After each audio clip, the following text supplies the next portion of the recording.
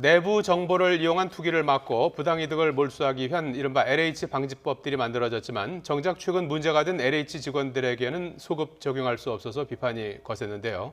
그러자 더불어민주당이 다시 이들의 투기 이익을 몰수하기로 방침을 세웠습니다.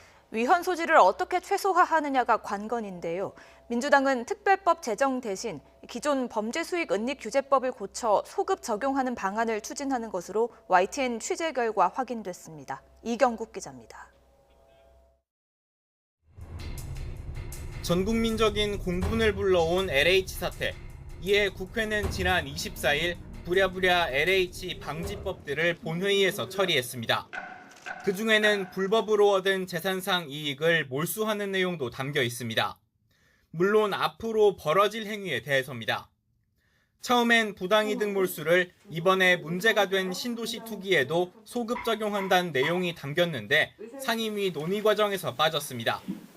행위 당시의 법으로 처벌해야 한다는 헌법의 원칙에 따라 소급 적용이 위헌이라는 의견이 나왔기 때문입니다.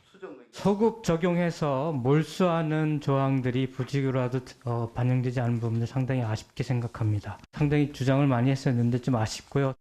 법안을 만들고도 정작 LH 사태를 촉발한 장본인들의 재산은 몰수할 수 없는 상황. 그러자 민주당은 문제가 된 LH 직원 등의 부당이득도 몰수하기로 다시 방침을 세웠습니다. 위헌 소지를 최소화해 소급 적용하면 된다는 건데 특별법을 새로 만드는 대신 기존의 범죄수익은닉규제법을 손보는 쪽으로 방향을 잡았습니다.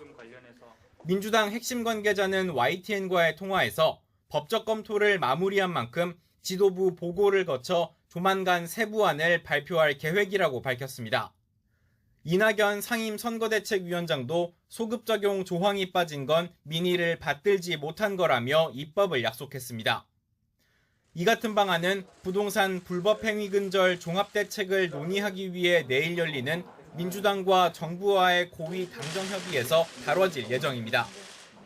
협의에선 문제가 된 LH의 기능 분리와 조직 개편이 함께 논의되는데 주택부나 주택청 신설 얘기도 오갈 것으로 보입니다.